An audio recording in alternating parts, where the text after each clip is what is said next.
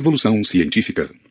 22. Alamogordo, 16 de julho de 1945. 5 horas, 29 minutos e 53 segundos da manhã. 8 segundos depois que a bomba atômica foi detonada, o físico nuclear Robert Oppenheimer, ao ver a explosão, citou o Bhagavad Gita. Aspas. Agora eu me torno a morte, a destruidora de mundos. Fecha aspas. 14. A descoberta da ignorância. Se, por exemplo, um camponês espanhol tivesse adormecido no ano 1000 e despertado 500 anos depois ao som dos marinheiros de Colombo a bordo das caravelas Nina, Pinta e Santa Maria, o mundo lhe pareceria bastante familiar. Apesar das muitas mudanças na tecnologia, nos costumes e nas fronteiras políticas, esse viajante da Idade Média teria se sentido em casa. Mas se um dos marinheiros de Colombo tivesse caído em letargia similar e despertado ao toque de um iPhone do século XXI, ele se encontraria em um mundo estranho, para além de sua compreensão. Estou no céu? Ele poderia muito bem se perguntar. Ou talvez no inferno. Os últimos 500 anos testemunharam um crescimento fenomenal e sem precedentes no poderio humano. No ano 1500 havia cerca de 500 milhões de Homo sapiens em todo o mundo. Hoje, há 7 bilhões. Nota. Estima-se que o valor total dos bens e serviços produzidos pela humanidade no ano de 1500 era 250 bilhões de dólares. 2. Nota. Hoje, o valor de um ano de produção humana é aproximadamente 60 trilhões de dólares. 3. Nota. Em 1500, a humanidade consumia por volta de 13 trilhões de calorias de energia por dia. Hoje, consumimos 1,5 quatrilhão de calorias por dia. 4. Nota. Preste atenção nesses números. A população humana aumentou 14 vezes, a produção 240 vezes e o consumo de energia 115 vezes. Suponha que um navio de batalha moderno fosse transportado de volta à época de Colombo. Em questão de segundos poderia destruir a Nina, a Pinta e a Santa Maria e em seguida afundar as esquadras de cada uma das grandes potências mundiais da época sem sofrer um arranhão sequer. 5 navios de carga modernos poderiam levar a bordo o carregamento das frotas mercantes do mundo inteiro. 5. Nota. Um computador moderno poderia facilmente armazenar cada palavra e número em cada códice e pergaminho de cada biblioteca medieval com espaço de sobra. Qualquer grande banco de hoje tem mais dinheiro do que todos os reinos do mundo pré-moderno reunidos. 6. Nota. Em 1500, poucas cidades tinham mais de 100 mil habitantes. A maioria das edificações eram construídas com barro, madeira e palha. Um edifício de 3 andares era um arranha-céu. As ruas eram caminhos de terra cheios de sulcos, poeirentos no verão e lamacentos no inverno, trilhados por pedestres, cavalos, cabras, galinhas e umas poucas carroças. Os ruídos urbanos mais comuns eram vozes de humanos e de animais, junto com o barulho ocasional de uma serra ou de um martelo. Quando o sol se punha, a cidade ficava um breu, com uma ou outra vela ou tocha tremeluzindo na escuridão. Se um habitante de uma dessas cidades pudesse visitar São Paulo, Nova York ou Mumbai hoje em dia, o que pensaria? Antes do século XVI, nenhum humano havia circunnavegado a Terra. Isso mudou em 1522, quando a expedição de Magalhães regressou à Espanha após uma viagem de 72 mil quilômetros. Levou 3 anos e custou a vida de quase todos os membros da tripulação, Magalhães incluído. Em 1873, Júlio Verne imaginou que Phileas Fogg, um rico aventureiro britânico, pudesse dar a volta ao mundo em 80 dias. Hoje qualquer pessoa de classe média pode circunnavegar a Terra de maneira fácil e segura em apenas 48 horas. Em 1500, os humanos estavam confinados à superfície da Terra. Eles podiam construir torres e escalar montanhas, mas o céu era reservado para pássaros, anjos e deidades. Em 20 de julho de 1969, os humanos aterrissaram na Lua. Essa foi não só uma conquista histórica, como também um feito evolutivo e até mesmo cósmico. Durante os 4 bilhões de anos anteriores de evolução, nenhum organismo havia conseguido sequer sair da atmosfera terrestre, e certamente nenhum deixou uma pegada ou marca de tentáculo na Lua.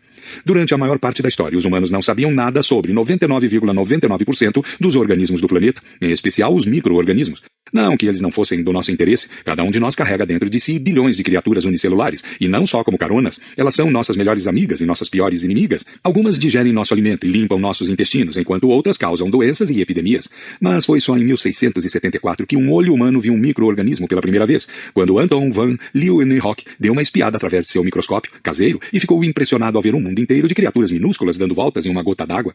Durante os 300 anos seguintes, os humanos se familiarizaram com uma enorme quantidade de espécies microscópicas. Conseguimos vencer a maioria das doenças contagiosas mais fatais que elas causam e usamos micro-organismos a serviço da medicina e da indústria. Hoje, projetamos bactérias para produzir medicamentos, fabricar biocombustível e matar parasitas.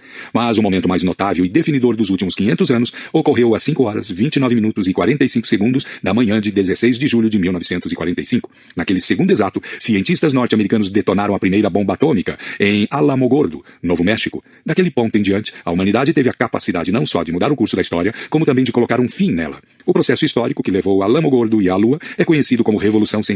Durante essa revolução, a humanidade adquiriu novas capacidades gigantescas, investindo recursos em pesquisa científica. É uma revolução porque até por volta de 1500, os humanos no mundo inteiro duvidavam de sua aptidão para adquirir novas capacidades médicas, militares e econômicas. Embora o governo e os patrocinadores destinassem fundos à educação e a bolsas de pesquisa, o objetivo era, em geral, preservar as capacidades existentes em vez de adquirir novas. O típico governante pré-moderno dava dinheiro para padres, filósofos e poetas na esperança de que eles legitimassem seu poder e mantivessem a ordem social.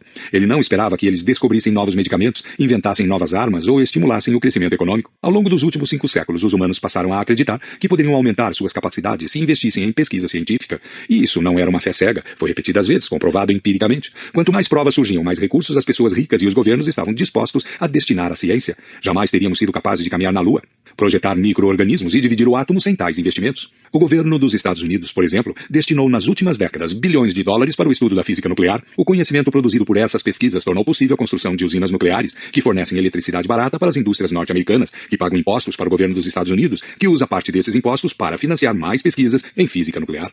Por que os humanos modernos desenvolveram uma crença cada vez maior em sua aptidão para adquirir novas capacidades por meio de pesquisas? O que construiu a relação entre ciência, política e economia? Este capítulo examina a natureza singular da ciência moderna a fim de fornecer parte da resposta. Os 2 capítulos seguintes analisam a formação da aliança entre a ciência, os impérios europeus e a economia do capitalismo. O ciclo de retroalimentação da revolução científica. Para progredir, a ciência precisa de mais do que pesquisas. Depende do reforço mútuo de ciência, política e economia. As instituições políticas e econômicas fornecem os recursos sem os quais a pesquisa científica é quase impossível. Em troca, a pesquisa científica fornece novas capacidades que são usadas, entre outras coisas, para obter novos recursos, alguns dos quais são reinvestidos em pesquisa. Ignoramos.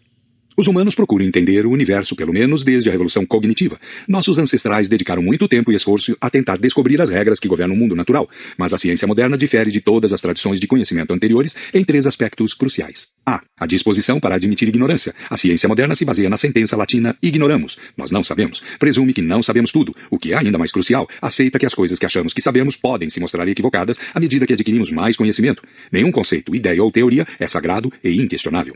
B. O lugar central da observação e da matemática. Tendo admitido a ignorância, a ciência moderna almeja obter novos conhecimentos e o faz reunindo observações e então usando ferramentas matemáticas para relacionar essas observações em teorias abrangentes. C. A aquisição de novas capacidades. A ciência moderna não se contenta em criar teorias. Usa essas teorias para adquirir novas capacidades e, em particular, para desenvolver novas tecnologias. A revolução científica não foi uma revolução do conhecimento, foi, acima de tudo, uma revolução da ignorância. A grande descoberta que deu início à revolução científica foi a descoberta de que os humanos não têm as respostas para suas perguntas mais importantes. Tradições de conhecimento pré-modernas, como o islamismo, o cristianismo, o budismo e o confucionismo, afirmavam que tudo que é importante saber a respeito do mundo já era conhecido. Os grandes deuses, ou o Deus Todo-Poderoso, ou as pessoas sábias do passado, detinham uma sabedoria universal e revelavam a nós por meio de escrituras e tradições orais.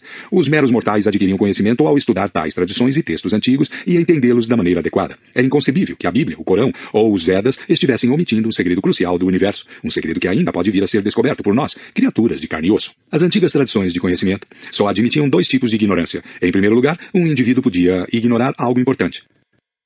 Para obter o conhecimento necessário, tudo o que ele precisava fazer era perguntar a alguém mais sábio. Não havia necessidade de descobrir algo que qualquer pessoa já não soubesse. Por exemplo, se um camponês em alguma aldeia inglesa do século XIII quisesse saber como a raça humana se originou, ele presumia que a tradição cristã tinha a resposta definitiva. Tudo o que precisava fazer era perguntar ao padre local. Em segundo lugar, uma tradição inteira podia ignorar coisas sem importância. Por definição, o que quer que os grandes deuses ou sábios do passado não tenham se dado ao trabalho de nos contar, não era importante. Por exemplo, se nosso camponês inglês quisesse saber como as aranhas tecem suas teias, não fazia sentido perguntar ao padre, porque não havia resposta a essa pergunta em nenhuma das escrituras cristãs. Isso não significava, entretanto, que o cristianismo fosse falho. Ao contrário, significava que entender como as aranhas tecem suas teias não era importante. Afinal, Deus sabia perfeitamente bem como as aranhas fazem isso. Se fosse uma informação vital, necessária para a prosperidade e a salvação humana, Deus teria incluído uma explicação detalhada na Bíblia. O cristianismo não proibia as pessoas de estudarem as aranhas, mas os estudiosos de aranhas, se é que houve algum na Europa medieval, tinham de aceitar seu papel periférico na sociedade e a irrelevância de suas descobertas para as verdades eternas do cristianismo. Não importa o que um estudioso descobrisse sobre aranhas, borboletas ou tentilhões das Galápagos, esse conhecimento era quase trivial, sem qualquer influência sobre as verdades fundamentais da sociedade, da política e da economia. Na realidade, as coisas nunca foram assim tão simples. Em todas as épocas, até mesmo nas mais devotas e conservadoras, houve pessoas que afirmaram que havia coisas importantes que sua tradição inteira ignorava.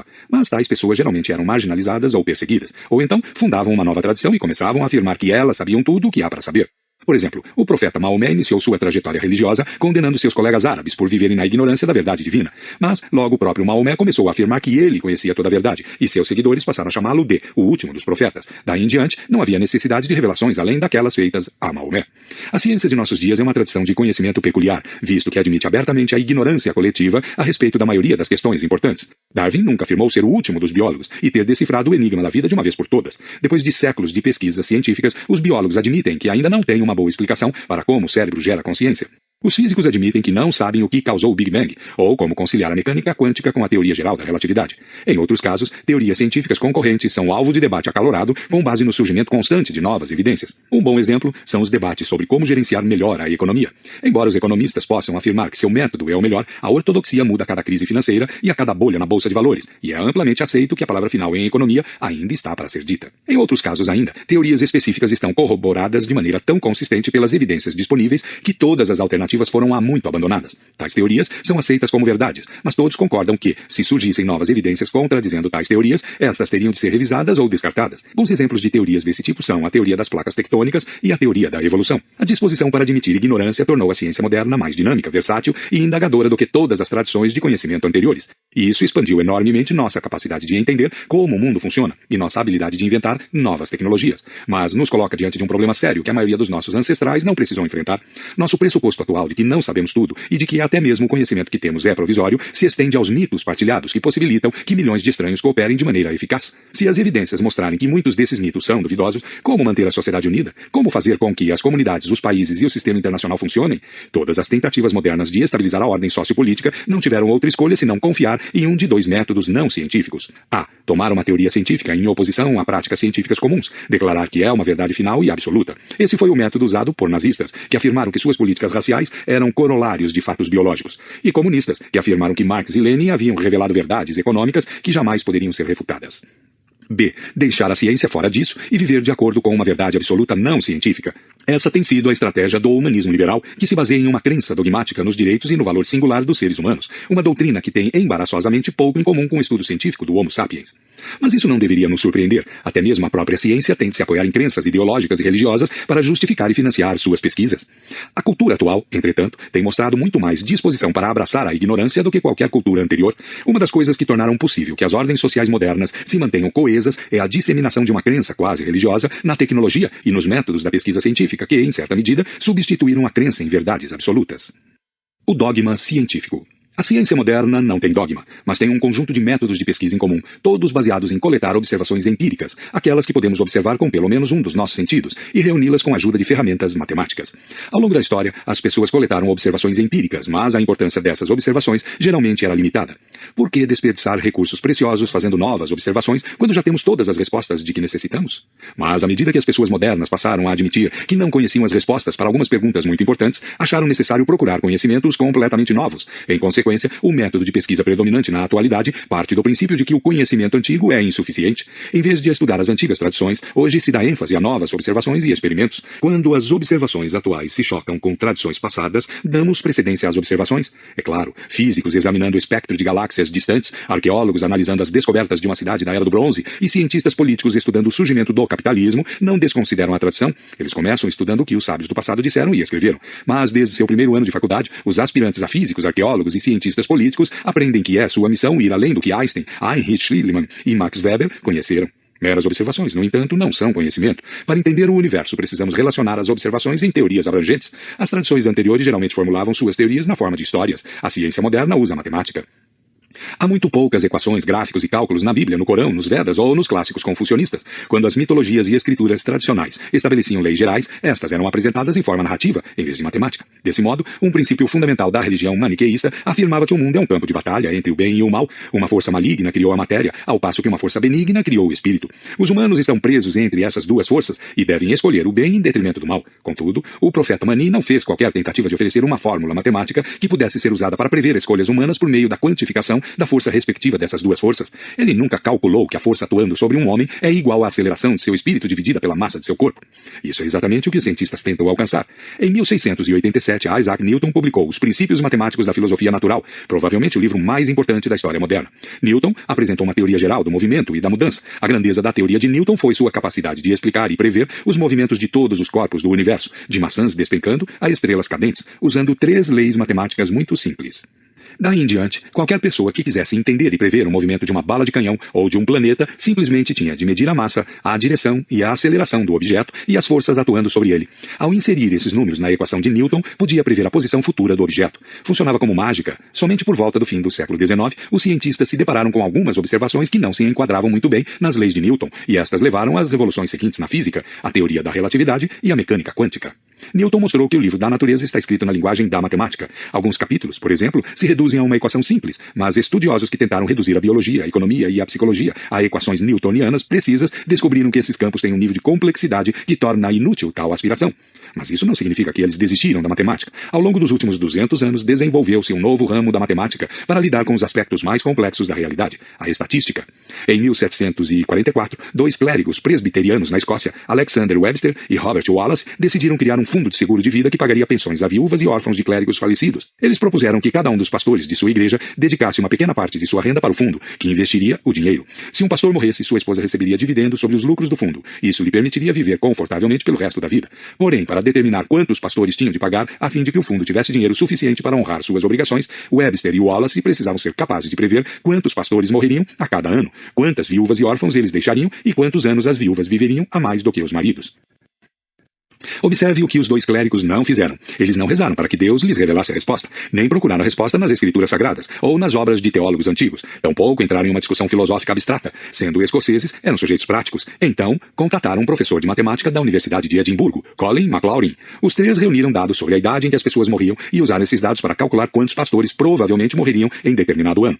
Seu trabalho se baseou em vários avanços recentes no campo da estatística e da probabilidade. Um desses avanços foi a lei dos grandes números, de Jacob Bernoulli. Bernoulli havia codificado o princípio de que, embora fosse difícil prever com certeza um acontecimento específico, como a morte de uma pessoa em particular, era possível prever com grande precisão o resultado médio de muitos acontecimentos similares. Isto é, embora Maclaurin não pudesse usar a matemática para prever se Webster e Wallace morreriam no ano seguinte, ele podia, com dados suficientes, dizer a Webster e Wallace quantos pastores presbiterianos na Escócia quase certamente morreriam no ano seguinte. Por sorte, eles já contavam com os dados que poderiam usar. Tábuas atuariais publicadas 50 anos antes por Edmond Halley mostraram-se especialmente úteis. Halley havia analisado registros de 1.238 nascimentos e 1.174 mortes, obtidos da cidade de Breslávia, na Alemanha. As tábuas de Halley permitiram constatar, por exemplo, que uma pessoa de 20 anos de idade tinha uma chance em 100 de morrer em determinado ano, mas uma pessoa de 50 anos de idade tinha uma chance em 39. Processando esses números, Webster e Wallace concluíram que, em média, haveria 930 pastores presbiterianos escoceses vivendo em um dado momento, e uma média de 27 pastores morria por ano, 18 dos quais deixariam viúvas. 5 dos que não deixariam viúvas deixariam filhos órfãos, e 2 dos que deixariam viúvas deixariam também filhos de casamentos anteriores, que ainda não haviam completado 16 anos de idade. Posteriormente, eles calcularam quanto tempo deveria se passar até a viúva morrer ou se casar novamente. Em ambos os casos, o pagamento da pensão cessaria. Com esses números, Webster e Wallace puderam determinar quanto dinheiro os pastores que aderissem ao fundo teriam de pagar para garantir o futuro de seus entes queridos. Contribuindo com 2 libras, 12 shillings e 2 pence por ano, um pastor podia garantir que a esposa viúva receberia pelo menos 10 libras por ano, uma soma considerável naqueles dias. Se achasse que isso não era suficiente, podia escolher pagar mais até o limite de 6 libras, 11 shillings e 3 pence por ano, o que garantiria à viúva a soma ainda mais atraente de 25 libras por ano. De acordo com seus cálculos, no ano de 1765, o fundo de pensão para as viúvas e os filhos dos pastores da Igreja da Escócia teriam um capital totalizando 58.348 libras. Seus cálculos se mostraram incrivelmente precisos. Quando esse ano chegou, o capital do fundo era 58.347 libras, apenas uma libra esterlina a menos que o previsto. Isso era ainda melhor do que as profecias de Abacuque, Jeremias ou São João. Hoje, o fundo de Webster e Wallace, conhecido simplesmente como Scottish Windows, é uma das maiores empresas de seguros e pensões do mundo. Com ativos no valor de 100 bilhões de libras, oferece garantias não só às viúvas escocesas, mas a qualquer um disposto a comprar suas apólices. Cálculos de probabilidade, como os usados pelos dois pastores escoceses, se tornaram a base não só da ciência atuarial, que é fundamental para o negócio de seguros e pensões, como também da ciência da demografia, fundada por outro clérigo, o anglicano Thomas Malthus. A demografia, por sua vez, foi o pilar sobre o qual Charles Darwin, que quase se tornou pastor anglicano, construiu sua teoria da evolução. Embora não existam equações capazes de prever que tipo de organismo evoluirá sob certas condições específicas, os geneticistas usam cálculos para determinar a probabilidade de uma mutação específica se disseminar em uma população dada. Modelos probabilísticos similares se tornaram centrais para a economia, a sociologia, a psicologia, a ciência política e as outras ciências sociais e naturais. Até mesmo a física acabou por complementar as equações clássicas de Newton com as nuvens de probabilidade da mecânica quântica. Basta observar a história da educação para perceber a que ponto esse processo nos levou. Durante a maior parte da história, a matemática era um campo hermético que até mesmo as pessoas instruídas raras vezes estudavam seriamente. Na Europa medieval, a lógica, a gramática e a retórica formavam um núcleo educacional, ao passo que o ensino de matemática quase nunca ia além da simples aritmética e geometria. Ninguém estudava estatística. A monarca incontestável de todas as ciências era a teologia. Hoje, poucos estudam retórica. A lógica está restrita aos departamentos de filosofia e a teologia aos seminários. Mas cada vez mais estudantes são motivados ou forçados a estudar matemática. Há um movimento irresistível rumo às ciências exatas, definidas como exatas por usarem ferramentas matemáticas. Até mesmo áreas de estudo que tradicionalmente faziam parte das humanidades, como o estudo da linguagem humana, linguística, e da psique humana, psicologia, se apoiam cada vez mais na matemática e tentam se apresentar como ciências exatas. Os cursos de estatística hoje são parte dos requisitos básicos, não só na física e na biologia, como também na psicologia, na sociologia, na economia e na ciência política. No programa de psicologia da minha própria universidade, o primeiro curso obrigatório no currículo é Introdução à Estatística e à Metodologia em Pesquisa Psicológica. Estudantes de psicologia do segundo ano cursam métodos estatísticos em pesquisa psicológica. Confúcio, Buda, Jesus e Maomé teriam ficado perplexos se lhes contássemos que, para entender a mente humana e a cura de suas doenças, primeiro é preciso estudar estatística. Conhecimento é poder. A maioria das pessoas tem dificuldade para digerir a ciência moderna, porque sua linguagem matemática é de difícil entendimento ao nosso intelecto, e suas descobertas muitas vezes contrariam nosso senso comum. Dos 7 bilhões de pessoas no mundo, quantas entendem realmente mecânica quântica, biologia celular ou macroeconomia? A ciência, entretanto, desfruta de enorme prestígio por causa dos novos poderes que nos concede. Presidentes e generais podem não entender física nuclear, mas entendem o que as bombas nucleares são capazes de fazer. Em 1620, Francis Bacon publicou um manifesto científico intitulado Novum Organum, Novo Instrumento, no qual afirmou que conhecimento é poder. A real prova de fogo do conhecimento não é se é verdadeiro, mas se nos dá poder. Os cientistas geralmente presumem que nenhuma teoria é 100% correta. Em consequência, a verdade não é um bom parâmetro de teste para o conhecimento. O parâmetro real é sua utilidade. Uma teoria que nos permite fazer novas coisas constitui conhecimento. Com o passar dos séculos, a ciência nos ofereceu muitas ferramentas novas. Algumas são ferramentas mentais, como aquelas usadas para prever taxas de mortalidade e crescimento econômico. Ainda mais importantes são as ferramentas tecnológicas. A conexão forjada entre ciência e tecnologia é tão forte que hoje as pessoas tendem a confundir as duas. Tendemos a pensar que é impossível desenvolver novas tecnologias sem pesquisas científicas e que as pesquisas têm pouco sentido se não resultarem em novas tecnologias. Na verdade, a relação entre ciência e tecnologia é um fenômeno muito recente. Antes de 1500, ciência e tecnologia eram campos totalmente separados. Quando Bacon associou os dois no início do século XVII, foi uma ideia revolucionária. Durante os séculos XVII e XVIII, suas relações se estreitaram, mas o nó só foi atado no século XIX. Mesmo em 1800, a maioria dos governantes que quisessem um exército forte e a maioria dos magnatas que quisessem um negócio próspero não se dava ao trabalho de financiar pesquisas em física, biologia ou economia. Não pretendo afirmar que não existe exceção a essa regra. Um bom historiador pode encontrar precedentes para tudo, mas um historiador ainda melhor sabe quando esses precedentes não passam de curiosidades que obscurecem o grande cenário. De modo geral, a maioria dos governantes e empresários pré-modernos não financiava pesquisa sobre a natureza do universo a fim de desenvolver novas tecnologias, e a maioria dos pensadores não tentava traduzir suas descobertas em dispositivos tecnológicos. Os governantes financiavam instituições educacionais cuja função era disseminar o conhecimento tradicional com o propósito de sustentar a ordem existente. Aqui e ali, as pessoas desenvolviam novas tecnologias, mas estas geralmente eram criadas por artesãos não instruídos, usando tentativa e erro, e não por estudiosos realizando uma pesquisa científica sistemática. Os fabricantes de carroças construíam as mesmas carroças feitas dos mesmos materiais, ano após ano. Eles não reservavam um percentual de seus lucros anuais para pesquisar e desenvolver novos modelos de carroças. Ocasionalmente, o desenho da carroça era aprimorado, mas quase sempre graças à engenhosidade de algum carpinteiro local que nunca havia posto os pés em uma universidade e nem sequer sabia ler. Era assim no setor público e também no setor privado. Enquanto os Estados modernos convocam seus cientistas para apresentar soluções em quase todas as áreas da política nacional, de energia e saúde, a descarte de resíduos, os reinos antigos raramente faziam isso. O contraste entre passado e presente é mais pronunciado na fabricação de armas. Quando em 1961 o presidente Dwight Eisenhower, prestes a deixar o cargo, alertou sobre o poder crescente do complexo militar industrial, ele deixou de fora uma parte da equação. Deveria ter alertado seu país sobre o complexo militar industrial científico, porque as guerras de hoje são produções científicas. As forças militares do mundo iniciam, financiam e dirigem uma grande parte das pesquisas científicas e do desenvolvimento tecnológico da humanidade. Quando a Primeira Guerra Mundial se transformou em uma guerra de trincheiras interminável, ambos os lados convocaram cientistas para sair do impasse e salvar a nação. Os homens de branco atenderam o chamado, e dos laboratórios saiu um fluxo constante de novas superarmas, aeronaves de combate, gás venenoso, tanques, submarinos, metralhadoras, peças de artilharia, rifles e bombas cada vez mais eficazes. A ciência exerceu um papel ainda maior na Segunda Guerra Mundial. No fim de 1944, a Alemanha estava perdendo a guerra, e a derrota era iminente. Um ano antes, os italianos, aliados da Alemanha, haviam derrubado Mussolini e se rendido aos aliados. Mas a Alemanha continuou lutando, embora os exércitos britânico, norte-americano e soviético estivessem se aproximando. Uma razão pela qual soldados e civis alemães acharam que nem tudo estava perdido é que eles acreditaram que os cientistas alemães estavam prestes a virar o jogo com as chamadas armas milagrosas, como o foguete V2 e o avião a jato. Enquanto os alemães estavam trabalhando em foguetes e jatos, nos Estados Unidos o projeto Manhattan conseguiu desenvolver bombas atômicas. Quando a bomba ficou pronta, no início de agosto de 1945, a Alemanha já havia se rendido, mas o Japão continuava lutando. As forças norte-americanas estavam prontas para invadir suas ilhas. Os japoneses juraram resistir à invasão e lutar até a morte, e havia todas as razões para acreditar que essa não era uma ameaça vazia. Os generais norte-americanos disseram ao presidente Harry S. Truman que uma invasão do Japão custaria a vida de 1 milhão de soldados norte-americanos e estenderia a guerra pelo menos até 1946. Truman decidiu usar a nova bomba. 2 semanas e 2 bombas atômicas depois, o Japão se rendeu incondicionalmente e a guerra chegou ao fim. Mas a ciência não se resume a armas ofensivas, também exerce um importante papel em nossas defesas. Hoje, muitos norte-americanos acreditam que a solução para o terrorismo é tecnológica e não política. Bastaria destinar outros milhões à indústria da nanotecnologia, pensam, e os Estados Unidos poderiam enviar moscas espiãs biônicas a cada caverna afegã, fortificação iemenita e acampamento norte-africano. Com isso, os herdeiros de Osama Bin Laden não seriam capazes de preparar uma xícara de café sem que uma mosca espiã da CIA transmitisse essa informação vital para a sede central em Langley. Bastaria destinar outros milhões à neurociência e cada aeroporto poderia ser equipado com scanners de ressonância magnética cerebral ultra sofisticados que imediatamente seriam capazes de identificar pensamentos de raiva e de ódio no cérebro das pessoas. Isso funcionaria? Quem sabe? É sábio desenvolver moscas biônicas e scanners capazes de ler pensamentos? Não necessariamente. Seja como for, enquanto você lê estas linhas, o Departamento de Defesa dos Estados Unidos está transferindo milhões de dólares para laboratórios de neurociência e nanotecnologia para trabalhar nessas ideias e em outras similares. Essa obsessão por tecnologia militar, de tanques e bombas atômicas a moscas espiãs, é um fenômeno surpreendente recente. Até o século XIX, a grande maioria das revoluções militares foi produto de mudanças organizacionais e não de mudanças tecnológicas. Quando duas civilizações estranhas se encontravam pela primeira vez, as diferenças tecnológicas às vezes exerciam um papel importante. Mas mesmo em tais casos, poucos pensavam em criar ou acentuar deliberadamente tais diferenças. A maioria dos impérios não se ergueu graças à magia tecnológica, e seus governantes não davam muita atenção a melhorias tecnológicas. Os árabes não derrotaram o Império Sassânida graças a arcos ou espadas superiores. Os seljúcidas não tinham qualquer vantagem tecnológica sobre os bizantinos.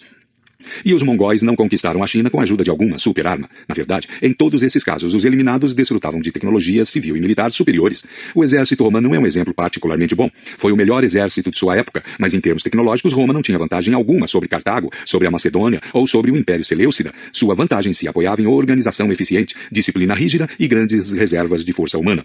O exército romano nunca instaurou um departamento de pesquisa e desenvolvimento, e suas armas continuaram mais ou menos as mesmas por séculos a fio.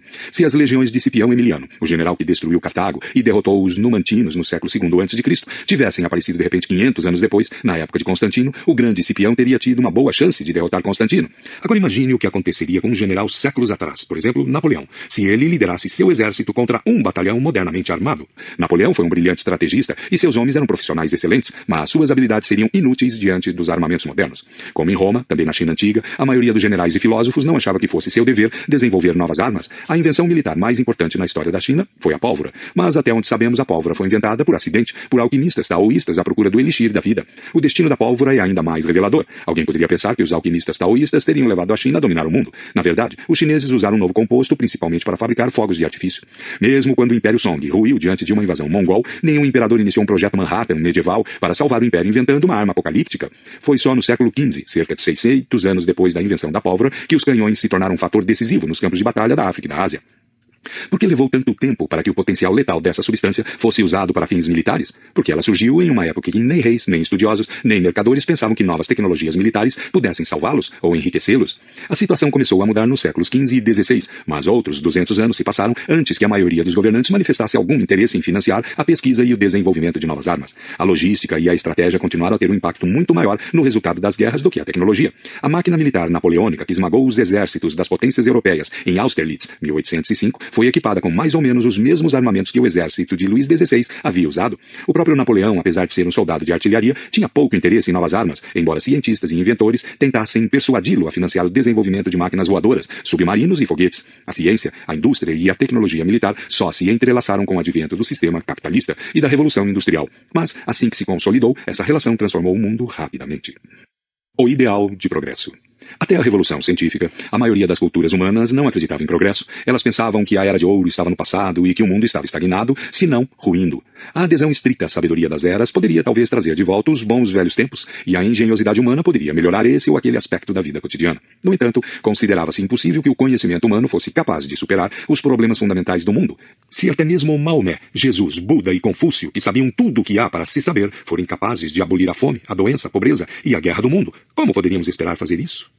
Muitos credos sustentavam que algum dia um Messias apareceria e colocaria fim a todas as guerras, a fome e até mesmo a própria morte. Mas a noção de que a humanidade pudesse fazer isso adquirindo novos conhecimentos e inventando novas ferramentas era menos do que risível, era arrogante. A história da Torre de Babel, a história de Ícaro, a história do Golem e incontáveis outros mitos ensinavam às pessoas que qualquer tentativa de ir além das limitações humanas inevitavelmente levaria à frustração e ao desastre.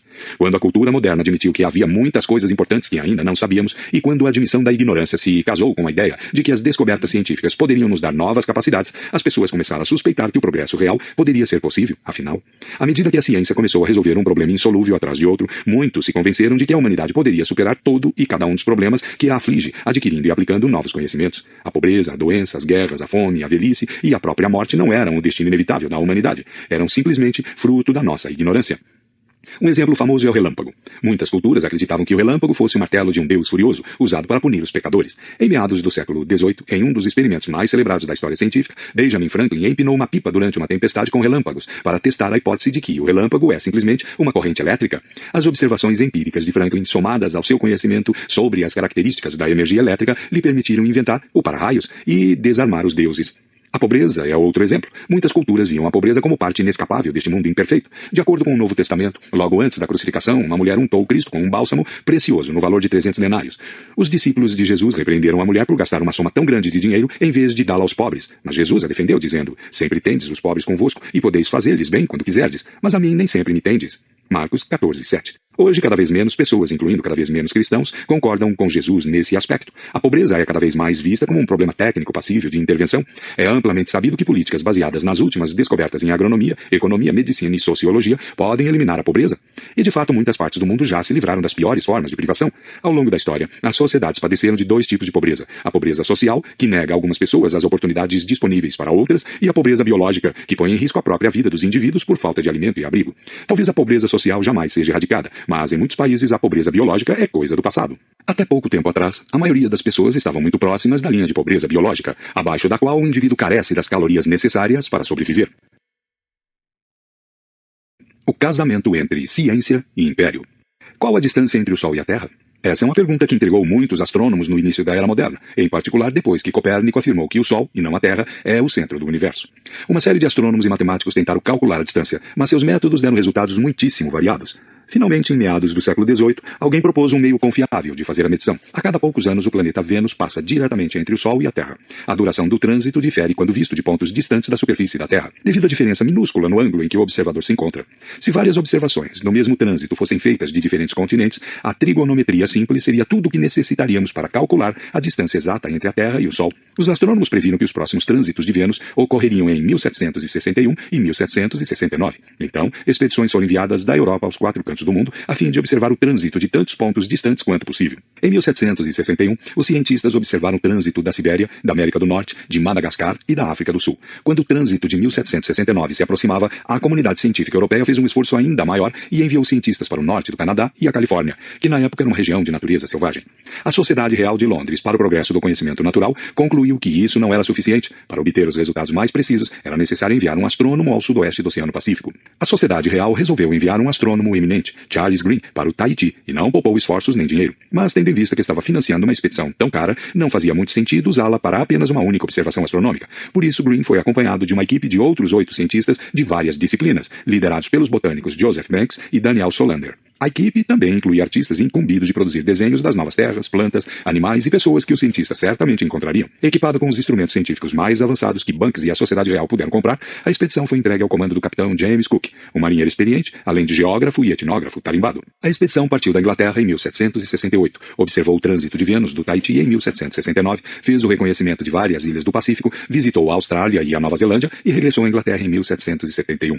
Trouxe de volta uma enorme quantidade de dados astronômicos, geográficos, meteorológicos, botânicos, zoológicos e antropológicos. Suas descobertas fizeram importantes contribuições para uma série de disciplinas, instigaram a imaginação dos europeus com histórias impressionantes do Pacífico Sul e inspiraram futuras gerações de naturalistas e astrônomos. Um dos campos que se beneficiaram da expedição de Cook foi a medicina. Na época, os navios que partiam para terras distantes sabiam que mais da metade dos membros de sua tripulação morreria durante a viagem. O adversário não eram nativos furiosos, navios inimigos ou saudades da terra natal, e sim uma enfermidade misteriosa chamada escorbuto.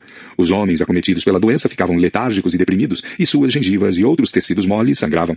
À medida que a doença avançava, seus dentes caíam, surgiam feridas abertas e eles ficavam febris, amarelados e perdiam o controle dos membros. Estima-se que, entre os séculos XVI e XVIII, o escorbuto tenha cobrado a vida de 2 milhões de marinheiros. Ninguém sabia o que o causava, e por mais que se experimentassem vários medicamentos, os marinheiros continuavam morrendo às dezenas. A situação mudou em 1747, quando um médico britânico, James Lind, realizou um experimento controlado em marinheiros que sofriam da doença. Ele os separou em vários grupos e deu a cada grupo um tratamento diferente. Um dos grupos de teste foi instruído a ingerir frutas cítricas, um remédio popular contra o escorbuto. Os pacientes nesse grupo se recuperaram rapidamente. Lind não sabia o que as frutas cítricas continham, que faltava nos corpos dos marinheiros, mas hoje sabemos que é a vitamina C. Na época, a dieta típica de um navio era notadamente pobre em alimentos que são ricos nesse nutriente essencial. Em viagens longas, os marinheiros geralmente subsistiam à base de biscoitos e carne seca, e quase não comiam frutas e legumes. A Marinha Real não se convenceu com os experimentos de Lind, mas James Cook sim. Ele resolveu provar que o médico estava certo. Carregou o barco com uma grande quantidade de chucrute e ordenou que seus marinheiros comessem frutas e legumes frescos em abundância sempre que a expedição parasse em terra firme.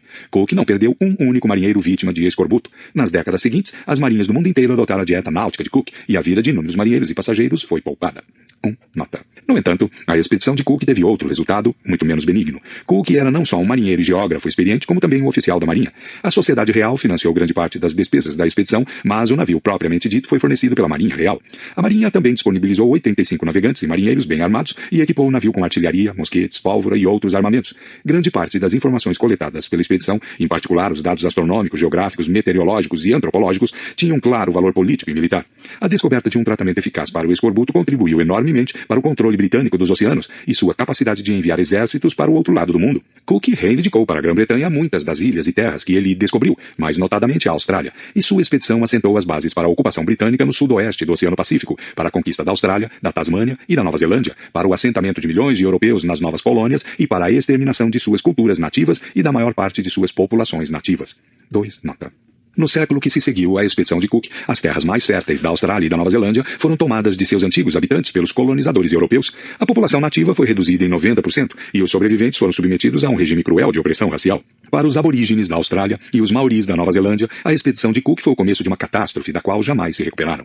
Um destino ainda pior acometeu os nativos da Tasmânia. Tendo sobrevivido por 10 mil anos em total isolamento, eles foram completamente exterminados, até o último homem, mulher e criança, um século após a chegada de Cook. Primeiro, os colonizadores europeus os expulsaram das partes mais ricas da ilha, e depois, cobiçando até mesmo as terras inóspitas que sobraram, os perseguiram e mataram sistematicamente. Os poucos sobreviventes foram acossados para um campo de concentração evangélico, onde missionários bem intencionados, mas não exatamente tolerantes, tentaram doutriná-los nos costumes do mundo moderno. Os tasmanianos foram instruídos na leitura e na escrita, no cristianismo e em várias habilidades produtivas, entre aspas, como costurar roupas e trabalhar na lavoura. Mas eles se recusavam a aprender, foram se tornando cada vez mais melancólicos, deixavam de ter filhos, perdiam todo o interesse pela vida e acabavam por escolher a única forma de escapar do mundo moderno, da ciência e do progresso, a morte. Infelizmente, a ciência e o progresso os perseguiram até mesmo após a morte. Em nome da ciência, antropólogos e curadores se apropriaram dos cadáveres dos últimos tasmanianos, os quais foram dissecados, pesados e medidos e analisados em artigos especializados. Seus cérebros e esqueletos foram expostos em museus e em coleções antropológicas. Foi só em 1976 que o Museu da Tasmânia permitiu o enterro do esqueleto de Truganini, o último tasmaniano nativo, morto 100 anos antes. O Colégio Real de Cirurgiões da Inglaterra manteve amostras de sua pele e de seu cabelo até 2002. O navio de Cook foi uma expedição científica protegida por uma força militar ou uma expedição militar acompanhada por alguns cientistas? Isso é como perguntar se o copo está meio cheio ou meio vazio. A resposta é ambos. A revolução científica e o imperialismo moderno foram inseparáveis. Pessoas como o capitão James Cook e o botânico Joseph Banks dificilmente conseguiriam distinguir a ciência do império, e o desafortunado Truganini também não. Por que a Europa? O fato de que pessoas de uma grande ilha no Atlântico Norte conquistaram uma grande ilha no sul da Austrália é um dos acontecimentos mais estranhos da história. Não muito antes da expedição de Cook, as Ilhas Britânicas e a Europa Ocidental, de modo geral, não passavam de uma região afastada do mundo mediterrâneo. Pouca coisa de importante havia acontecido ali. Até mesmo o Império Romano, o único império pré-moderno importante, obteve a maior parte de sua riqueza de suas províncias na África do Norte, nos Balcãs e no Oriente Médio. As províncias romanas na Europa Ocidental eram um pobre velho oeste que contribuiu com pouca coisa, além de minerais e escravos. O norte da Europa era tão desolado e bárbaro que nem sequer valia a pena conquistá-lo. Foi só no fim do século XV que a Europa se tornou uma incubadora de importantes avanços militares, políticos, econômicos e culturais. Entre 1500 e 1750, a Europa Ocidental ganhou ímpeto e se tornou senhora do mundo exterior, ou seja, dos dois continentes americanos e dos oceanos. Mas mesmo então, a Europa não era páreo para as grandes potências da Ásia. Os europeus conseguiram conquistar a América e obter a supremacia no mar, principalmente porque as potências asiáticas mostraram pouco interesse por eles. O início da Era Moderna foi uma época de ouro para o Império Otomano no Mediterrâneo, o Império Safávida na Pérsia, o Império Mogol na Índia e as dinastias Ming e Qing na China. Esses impérios expandiram consideravelmente seus territórios e desfrutaram de um crescimento econômico e demográfico sem precedentes. Em 1775, a Ásia era responsável por 80% da economia mundial. A economia combinada da Índia e da China representava 2/3 da produção global. Em comparação, a Europa era um anão econômico. O centro de poder global só passou para a Europa entre 1750 e 1850, quando os europeus humilharam as potências asiáticas em uma série de guerras e conquistaram grandes partes da Ásia. Em 1900, os europeus controlavam firmemente a economia mundial e a maior parte de seu território. Em 1950, a Europa Ocidental e os Estados Unidos juntos eram responsáveis por mais da metade da produção global, ao passo que a porção da China havia sido reduzida a 5%. Sob a égide europeia, surgiram uma nova ordem global e uma nova cultura global. Hoje todos os humanos são muito mais do que em geral estão dispostos a admitir europeus em suas vestimentas, ideias e gostos. Podem ser ferrenhos opositores dos europeus em sua retórica, mas quase todos no planeta veem a política, a medicina, a guerra e a economia da perspectiva dos europeus e escutam músicas compostas em estilos europeus com palavras em idiomas europeus. Até mesmo a próspera economia chinesa de hoje, que possivelmente logo reconquistará a primazia global, é edificada sobre um modelo europeu de produção e financiamento. Como as pessoas dessa península gelada da Eurásia conseguiram sair de seu canto remoto do globo e conquistar o mundo inteiro? Com frequência, grande parte do crédito vai para os cientistas da Europa. É inquestionável que, de 1850 em diante, a dominação europeia se apoiou em grande medida no complexo militar industrial científico e na magia tecnológica. Todos os impérios prósperos do fim da Era Moderna cultivaram a pesquisa científica na esperança de colher inovações tecnológicas e muitos cientistas passaram a maior parte do tempo trabalhando em armamentos, medicamentos e máquinas para seus senhores imperiais. Um ditado comum entre os soldados europeus enfrentando inimigos africanos era, abre aspas, venha o que vier, nós temos metralhadoras, eles não. Fecha aspas. As tecnologias civis eram não menos importantes. Comida enlatada alimentava soldados. Ferrovias e navios a vapor transportavam soldados e suas provisões, ao passo que um novo arsenal de medicamentos curava soldados, marinheiros e engenheiros de locomotivas. Esses avanços logísticos exerceram um papel muito mais importante na conquista europeia da África do que as metralhadoras. Mas não era assim antes de 1850. O complexo militar industrial científico ainda estava em sua infância. Os frutos tecnológicos da Revolução Científica estavam verdes, e a brecha tecnológica entre as potências europeias, asiáticas e africanas era pequena. Em 1770, James Cook certamente tinha uma tecnologia muito melhor do que os aborígenes australianos, mas os chineses e os otomanos também. Sendo assim, por que a Austrália foi explorada e colonizada pelo capitão James Cook e não pelo capitão Van Genche ou pelo capitão Hussein Pasha? E o que é mais importante, se em 1770 os europeus não tinham qualquer vantagem tecnológica significativa sobre muçulmanos, indianos e chineses, como eles conseguiram no século seguinte abrir tamanha brecha entre si mesmos e o resto do mundo? Por que o complexo militar industrial científico floresceu na Europa e não na Índia? Quando a Grã-Bretanha saiu na frente, por que a França, a Alemanha e os Estados Unidos logo seguiram seus passos, enquanto a China ficou para trás? Quando a distância entre as nações industriais e não industriais se tornou um fator político e econômico óbvio, por que a Rússia, a Itália e a Áustria conseguiram superá-la, enquanto a Pérsia, o Egito e o Império Otomano não? Afinal, a tecnologia da primeira onda industrial era relativamente simples. Era assim tão difícil para os chineses ou os otomanos projetar motores a vapor, fabricar metralhadoras e construir ferrovias? A primeira ferrovia comercial do mundo foi inaugurada em 1830, na Grã-Bretanha. Em 1850, as nações ocidentais eram atravessadas por quase 40 mil quilômetros de ferrovias, mas em toda a Ásia, África e América Latina havia apenas 4 mil quilômetros de trilhos. Em 1880, o Ocidente ostentava mais de 350 mil quilômetros de ferrovias, enquanto no resto do mundo havia apenas 35 mil quilômetros de linhas de trem, e a maioria delas foi construída pelos britânicos na Índia. 5. Nota. A primeira ferrovia na China só foi inaugurada em 1876, tinha 25 quilômetros de extensão e foi construída por europeus. O governo chinês a destruiu no ano seguinte. Em 1880, o Império Chinês não operava uma única ferrovia. A primeira ferrovia na Pérsia só foi construída em 1888 e conectava Teherã a um lugar sagrado muçulmano cerca de 10 quilômetros ao sul da capital. Foi construída e operada por uma empresa belga. Em 1950, a malha ferroviária total da Pérsia ainda totalizava meros 2,5 mil quilômetros em um país com 7 vezes o tamanho da Grã-Bretanha. 6. Nota. Os chineses e os persas não careciam de invenções tecnológicas como os motores a vapor, que podiam ser comprados ou copiados livremente. Eles careciam dos valores, dos mitos, do aparato jurídico e das estruturas sociopolíticas que levaram séculos para se formar e amadurecer no Ocidente, e que não podiam ser copiadas e internalizadas rapidamente. A França e os Estados Unidos logo seguiram os passos da Grã-Bretanha, porque os franceses e os norte-americanos já partilhavam das estruturas sociais e dos mitos britânicos mais importantes. Os chineses e os persas não conseguiram acompanhar tão depressa porque pensavam e organizavam suas sociedades de maneira diferente.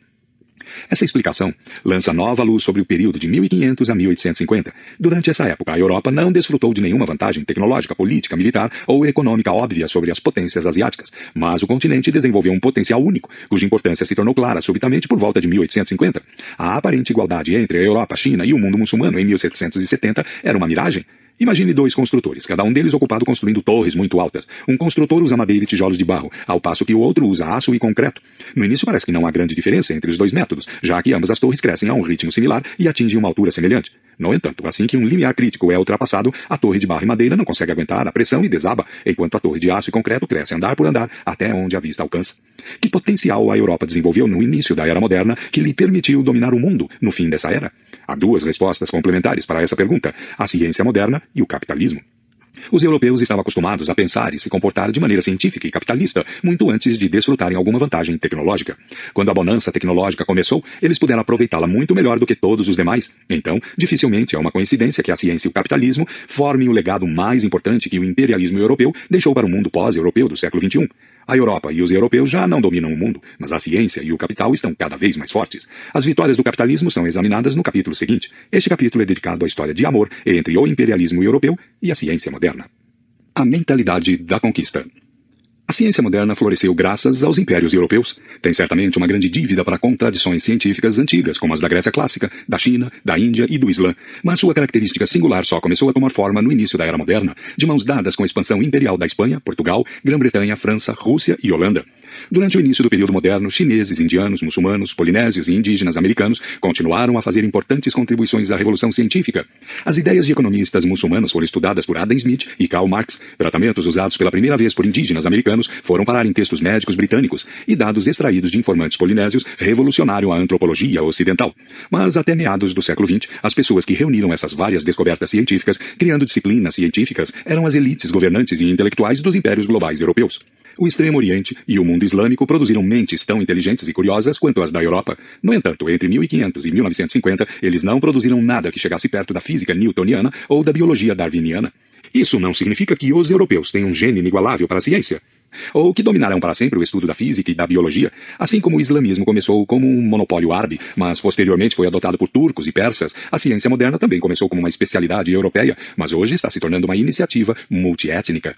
O que forjou o vínculo histórico entre a ciência moderna e o imperialismo europeu? A tecnologia foi um fator importante nos séculos XIX e XX, mas no início da Era Moderna, sua importância era limitada. O fator fundamental foi que o botânico à procura de plantas e o oficial da marinha à procura de colônias tinham uma mentalidade similar. Ambos, cientistas e conquistador, começaram admitindo sua ignorância. Ambos disseram: eu não sei o que existe lá. Ambos se sentiram compelidos a sair e fazer novas descobertas. E ambos esperaram que o novo conhecimento assim adquirido os tornasse senhores do mundo. O imperialismo europeu foi totalmente diferente de todos os outros projetos imperiais na história. Antes disso, os que buscavam construir um império tendiam a presumir que já entendiam o mundo. A conquista só utilizava e disseminava sua visão do mundo. Os árabes, para citar um exemplo, não conquistaram o Egito, a Espanha ou a Índia a fim de descobrir algo que não soubessem. Os romanos, mongóis e astecas conquistaram vorazmente novas terras em busca de poder e riqueza, não de conhecimento. Já os imperialistas europeus partiam para terras distantes na esperança de obter novos conhecimentos junto com novos territórios. James Cook não foi o primeiro explorador a pensar dessa maneira. Os viajantes portugueses e espanhóis dos séculos XV e XVI já pensavam assim. O príncipe Henrique, o navegador, e Vasco da Gama exploraram a costa da África e, ao fazê-lo, assumiram controle de ilhas e portos. Cristóvão Colombo descobriu, entre aspas, a América e imediatamente reivindicou para os reis da Espanha a soberania sobre as novas terras. Fernando de Magalhães conseguiu dar a volta ao mundo e, ao mesmo tempo, assentou as bases para a conquista espanhola das Filipinas. Com o passar do tempo, a conquista de conhecimento e a conquista de território se tornaram cada vez mais interligadas. Nos séculos XVIII e XIX, praticamente toda expedição militar importante que partia da Europa rumo a terras distantes levava a bordo cientistas incumbidos não de lutar, e sim de fazer descobertas científicas. Quando Napoleão invadiu o Egito em 1798, levou consigo 165 estudiosos. Entre outras coisas, eles fundaram uma disciplina totalmente nova, a egiptologia, e fizeram importantes contribuições para o estudo de religião, linguística e botânica. Em 1831, a Marinha Real enviou o navio AMS Beagle para mapear a costa da América do Sul, das Ilhas Malvinas e das Ilhas Galápagos. A Marinha precisava desse conhecimento para fortalecer o jugo imperial sobre a América do Sul. O capitão do navio, que era um cientista amador, decidiu incluir um geólogo na expedição para estudar formações geológicas que poderiam encontrar no caminho. Depois que vários geólogos profissionais recusaram seu convite, o capitão ofereceu o posto a um jovem de 22 anos, formado em Cambridge, Charles Darwin. Darwin havia estudado para ser pastor anglicano, mas estava muito mais interessado em geologia e ciências naturais do que na Bíblia. Darwin agarrou a oportunidade e o resto é história. Durante a viagem, o capitão passou o tempo desenhando mapas militares, enquanto Darwin coletou os dados empíricos e formulou as ideias que se tornariam a teoria da evolução.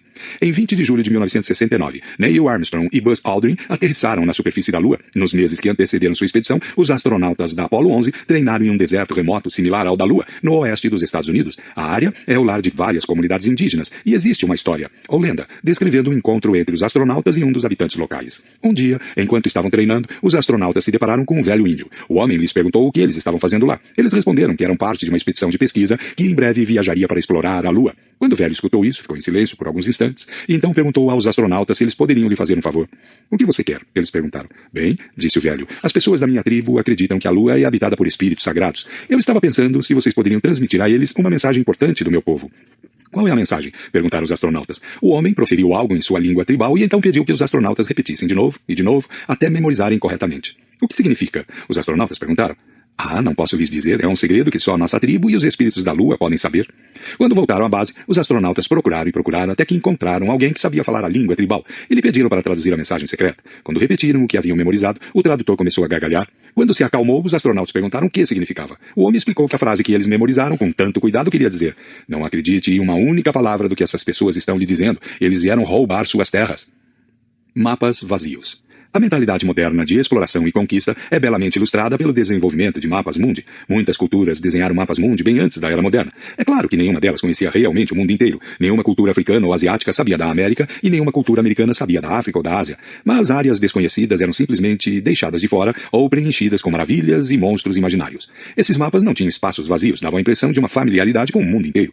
Durante os séculos XV e XVI, os europeus começaram a desenhar mapas mundi com vários espaços vazios, um indício do desenvolvimento de uma mentalidade científica, como também do ímpeto imperial europeu. Os mapas vazios foram um avanço psicológico e ideológico, uma clara admissão de que os europeus ignoravam grandes partes do mundo. 23. O mapa mundi europeu de 1459. A Europa se encontra no topo, à esquerda, o Mediterrâneo e a África logo abaixo, e a Ásia está à direita. O mapa é cheio de detalhes, mesmo ao representar partes do mundo que eram totalmente desconhecidas dos europeus, como a porção sul da África. O ponto de virada crucial ocorreu em 1492, quando Cristóvão Colombo navegou da Espanha rumo ao oeste, procurando uma nova rota para chegar ao leste da Ásia. Colombo ainda acreditava nos mapas mundi completos. Usando-os, Colombo calculou que o Japão devia estar situado cerca de 7.000 quilômetros a oeste da Espanha. Na verdade, mais de 20.000 quilômetros e todo um continente desconhecido separam o leste da Ásia da Espanha. Em 12 de outubro de 1492, por volta das 2 horas da manhã, a expedição de Colombo colidiu com um continente desconhecido. Juan Rodrigues Bermejo, observando do mastro de sua embarcação, Pinta, avistou uma ilha no que hoje chamamos de Bahamas, e gritou: terra à vista, terra à vista. Colombo acreditou que havia chegado a uma pequena ilha na costa leste da Ásia. Ele chamou as pessoas que encontrou de índios, porque pensou que havia chegado às Índias, que hoje chamamos de Índias Orientais, ou arquipélago indonésio.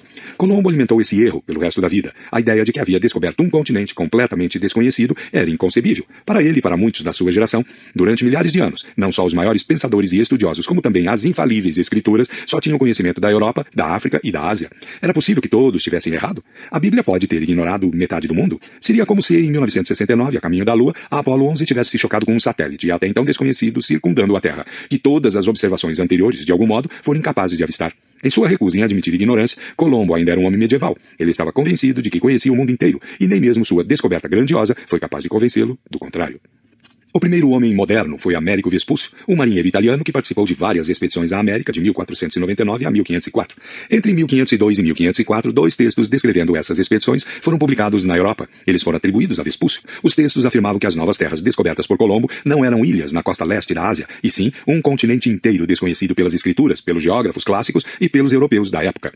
Em 1507, convencido por esses argumentos, um respeitado cartógrafo chamado Martin Waldseemüller publicou um mapa mundi atualizado. O primeiro a mostrar o lugar onde havia chegado as frotas que partiram da Europa rumo ao oeste, como um continente separado. Após desenhá-lo, Waldseemüller precisou batizá-lo. Acreditando erroneamente que Américo Vespúcio foi a pessoa que o descobriu, Waldseemüller batizou o continente em sua homenagem, América.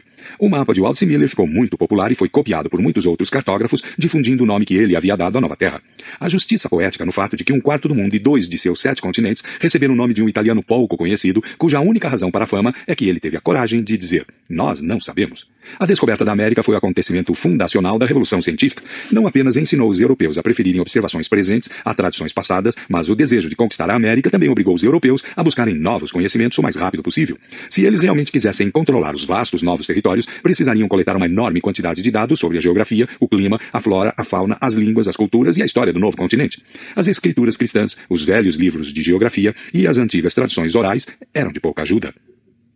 24. O Mapa Mundi de Salviati, 1525. Enquanto o Mapa Mundi de 1459 está cheio de continentes, ilhas e explicações detalhadas, o mapa de Salviati está praticamente vazio. O olho percorre a costa americana rumo ao sul, até que desaparece no vazio. Ao observar este mapa, qualquer pessoa minimamente curiosa é tentada a perguntar: o que há além desse ponto? O mapa não dá nenhuma resposta. Convido o observador a içar velas e descobrir. Daí em diante, não só os geógrafos europeus, como também os estudiosos europeus em quase todas as outras áreas do conhecimento, começaram a desenhar mapas mundi com espaços a serem preenchidos. Começaram a admitir que suas teorias não eram perfeitas e que havia coisas importantes que eles ainda não conheciam. Os europeus foram atraídos para os pontos em branco no mapa como se esses fossem ímãs e imediatamente começaram a preenchê-los. Durante os séculos XV e XVI, expedições europeias circunnavegaram a África, exploraram a América, atravessaram os oceanos Pacífico e Índico e criaram uma rede de bases e colônias no mundo inteiro. Elas estabeleceram os primeiros impérios verdadeiramente globais e teceram a primeira rede de comércio global. As expedições imperiais europeias transformaram a história do mundo. De uma série de histórias de povos e culturas isoladas, transformou-se na história de uma única sociedade humana integrada. Essas expedições europeias de exploração e conquista são tão familiares para nós que tendemos a não perceber o quanto foram extraordinárias. Nada parecido havia acontecido antes. Campanhas de conquista de longa distância não são uma atividade natural. Ao longo da história, a maioria das sociedades humanas estava tão ocupada com conflitos locais e brigas entre vizinhos que jamais cogitou explorar e conquistar terras distantes. A maioria dos grandes impérios só estendia seu controle sobre a vizinhança imediata. Só chegava a terras distantes porque a vizinhança continuava se expandindo. Assim, os romanos conquistaram a Etrúria a fim de defender Roma, aproximadamente 350 a 300 a.C. Então, conquistaram o Vale do Pó a fim de defender a Etrúria, aproximadamente 200 a.C. Em seguida, conquistaram Provença para defender o Vale do Pó, aproximadamente 120 a.C. A Gália para defender Provença, aproximadamente 50 a.C. E a Britânia para defender a Gália, aproximadamente 50. Eles levaram 400 anos para chegar de Roma a Londres. Em 350 a.C., nenhum romano teria concebido navegar diretamente à Britânia e conquistá-la. Ocasionalmente, um governante ou aventureiro ambicioso embarcava em uma campanha de conquista de longo alcance, mas tais campanhas costumavam percorrer caminhos imperiais e comerciais conhecidos. As campanhas de Alexandre o Grande, por exemplo, não resultaram no estabelecimento de um novo império, e sim na usurpação de um império existente, o dos persas. Os precedentes mais próximos dos impérios europeus modernos foram os antigos impérios navais de Atenas e Cartago e o império naval medieval de Majapahit, que dominou grande parte da Indonésia no século XIV. Mas até mesmo esses impérios raramente se aventuraram em mares desconhecidos. Suas explorações navais eram iniciativas locais em comparação com os empreendimentos globais dos europeus modernos. Muitos acadêmicos afirmam que as viagens do almirante Zheng He, da dinastia Ming, na China, prenunciaram e eclipsaram as viagens de descobertas dos europeus. Entre 1405 e 1433, Zheng liderou 7 grandes armadas da China aos rincões mais distantes do Oceano Índico. A maior dessas armadas consistia de quase 300 embarcações e transportou quase 30.000 pessoas. 7. Nota. Eles visitaram a Indonésia, o Sri Lanka, a Índia, o Golfo Pérsico, o Mar Vermelho e a África Oriental. Navios chineses ancoraram em Jeddah, o principal porto do Hejaz, em Melinde, na costa queniana. A frota de Colombo de 1492, que consistia de 3 embarcações pequenas, com uma tripulação de 120 marinheiros, era como um trio de mosquitos se comparada com a viagem de dragões de Zheng He. 8. Nota. Mas havia uma diferença crucial. Zheng He explorou os oceanos e auxiliou governantes pró-chineses, mas ele não tentou conquistar ou colonizar os países que visitou. Além disso, as expedições de Zheng He não estavam arraigadas na política e na cultura chinesa. Quando a facção governante em Pequim mudou durante os anos 1430, os novos soberanos encerraram abruptamente a operação. A grande frota foi desmantelada, perderam-se conhecimentos técnicos e geográficos cruciais e nenhum outro explorador de sua estatura voltou a partir de um porto chinês. Os governantes chineses nos séculos seguintes, como a maioria dos governantes chineses nos séculos anteriores, restringiram seus interesses e ambições aos arredores imediatos do Reino do Meio. As expedições de Zheng He provam que a Europa não desfrutava de uma vantagem tecnológica excepcional. O que tornou os europeus excepcionais foi sua ambição insaciável e inigualável por explorar e conquistar. Embora talvez tivessem a habilidade necessária, os romanos nunca tentaram conquistar a Índia ou a Escandinávia, os persas nunca tentaram conquistar Madagascar ou a Espanha, e os chineses nunca tentaram conquistar a Indonésia ou a África.